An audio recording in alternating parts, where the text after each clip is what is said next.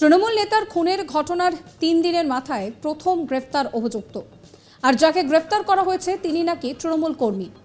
তাকে গ্রেফতার করার পরই পুলিশ মুখে কাপড় দিয়ে তড়িঘড়ি গাড়িতে তুলতে গেলে পরিস্থিতি বেগতিক হয়ে ওঠে।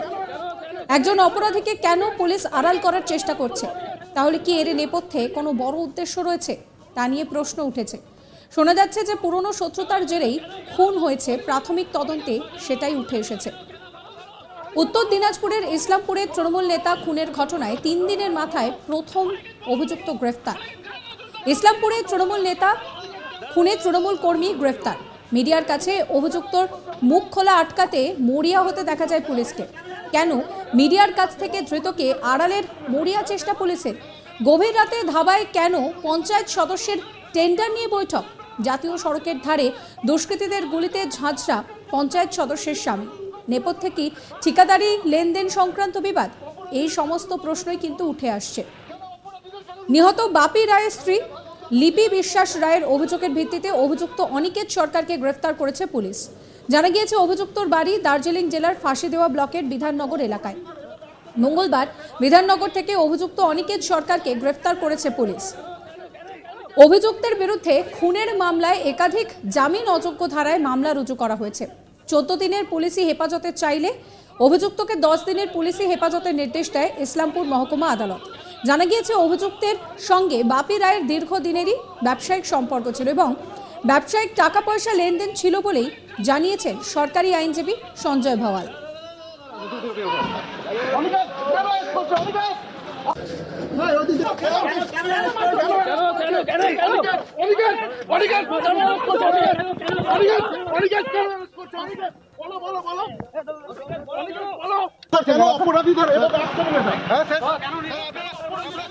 আইনজীবী সঞ্জয় ভাওয়াল কি বলছেন শোনাবো আপনাদের। দেখুন, এই কেসে আজকে অনিকেত সরকার নামে একজনকে ফরওয়ার্ড করা হয় এবং তাকে আয়োর তরফ থেকে 14 ডেজ পিসিপিআর চাওয়া হয়। ধানের কোর্ট সেটা বোথ সাইডে হিয়ারিং শুনে 10 ডেজ পিসিপিআর অ্যালাউ করেছেন। বিচারকের নাম সৌরভ দাস, এসিজিএম কোর্ট। কি ধারা? এটা অভিযোগটা করেছিলেন রেণুকা রয় বিশ্বাস এবং সেই পরিপ্রেক্ষিতে বিএনএস অ্যাক্টের 103, 118(2), 109, 61(2), 3(5) এবং আর্মস অ্যাক্টের 25, 27, 35 অনুযায়ী শুরু হয়। দেখুন, ডিফেক্টো কম্পোনেন্টের যেটা বক্তব্য ছিল যে তার ভাই বাপি রয় বিশ্বাস তিনি হলো গুপ্তা হোটেলে চা খেতে এবং পঞ্চায়েতের প্রতিনিধিদের সঙ্গে আলোচনা করছিল যখন, তখন হঠাৎ করে 3 জন আননোন মিসক্রিয়েন্ট একটি মোটরসাইকেলে করে এসে তাকে লক্ষ্য করে ফায়ার আর্মস থেকে ফায়ার করে। তাতে করে তার বুলেট ইঞ্জুরি রিসিভ হয়। সঙ্গে সাজ্জাদ নামে আরেকজন ছিলেন, তারও বুলেট ইঞ্জুরি রিসিভ হয়। ইমিডিয়েটলি তাদের ইসলামপুর এইচডি হাসপাতালে নিয়ে আসা হলে এই বাপি রয় বিশ্বাসকে ডাক্তারবাবু মৃত বলে ঘোষণা করেন এবং অ্যানাদার সাজ্জাদকে অ্যাডমিট করে নেওয়া হয়।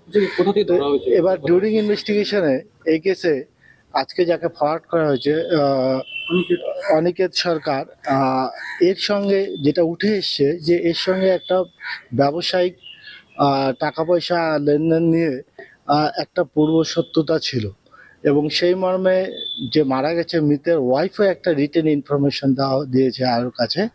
তো সেই অনুযায়ী তাকে অ্যারেস্ট করা হয় এবং তার পিসিপিআরটা অ্যালাউ করেছেন।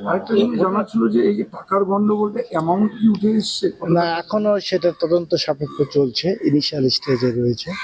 এই যে অনিকেত সরকার কি করতেন, কি ব্যবসা করতেন সেটা এই মুহূর্তে তদন্তের প্রাথমিক পর্যায়ে রয়েছে, তদন্ত শুরু হচ্ছে, সেটা সব আগামী দিনে আসবে।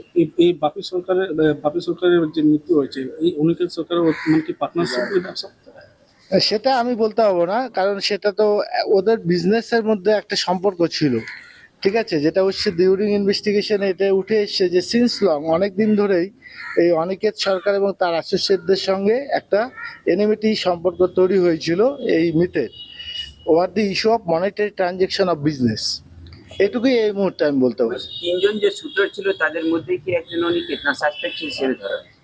আপাতত ইনভেস্টিগেশনে উঠে এসছে তার নামটা, তাকে ধরা হয়েছে। মানে সেখানে ছিল বলে এরকম উঠে এসছে।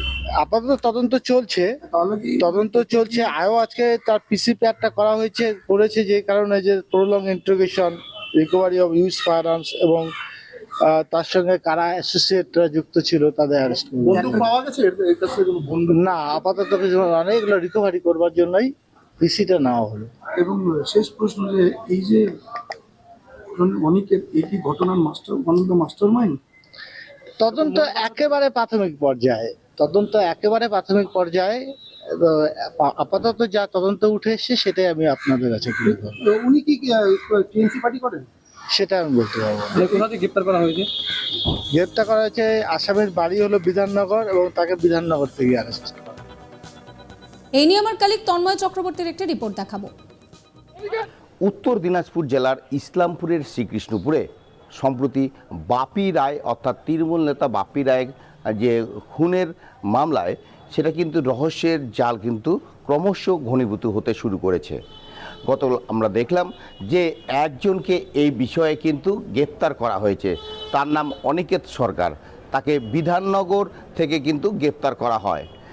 এরপর পুলিশ তাকে আদালতে তাকে পেশ করলে 14 দিনের রিমান্ডের জন্য আবেদন করার পর তাকে 10 দিনের কিন্তু ইসলামপুর যে এসিজিএম কোর্ট রয়েছে ও সৌরভ দাস বিচারক, তিনি 10 দিনের কিন্তু পুলিশি হেফাজতের নির্দেশ দেয়।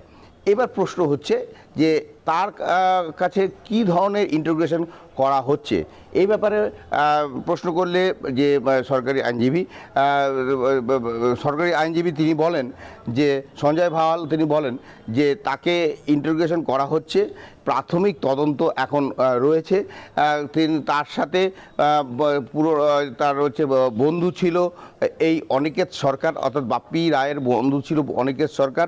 তিনি ব্যবসায়ী সূত্রে তার সাথে বহুদিন ধরে তিনি জড়িত ছিলেন এবং মনে করা হচ্ছে যে পুরনো কোনো ব্যবসায়ী সংক্রান্ত লেনদেনের জেরে, শত্রুতার জেরে তাকে কিন্তু এইভাবে কিন্তু খুন করা হয়েছে। তো এইবার তার বিরুদ্ধে যে বাপিরা তার যে স্ত্রী তিনি যে রেণুকা রায় বিশ্বাস, তিনি একটি মামলা করেন এবং মামলাতে যে সমস্ত পুলিশ ধারা দিয়েছে সেগুলো হচ্ছে 103, 118(2), 109, 61(2), 35 এবং আর্মস অ্যাক্টে তাকে কিন্তু তার বিরুদ্ধে মামলা রুজু করা হয়েছে এবং সে ব্যাপারে তদন্ত করা হচ্ছে। এবং যেটা জানা যাচ্ছে যে পুলিশি যে ইন্টারোগেশন এখন যেটা করা হবে সেটাতে সাবস্ক্রাইব করবেন আজ তাক বাংলার ইউটিউব চ্যানেলকে, ফলো করবেন হোয়াটসঅ্যাপ চ্যানেলও।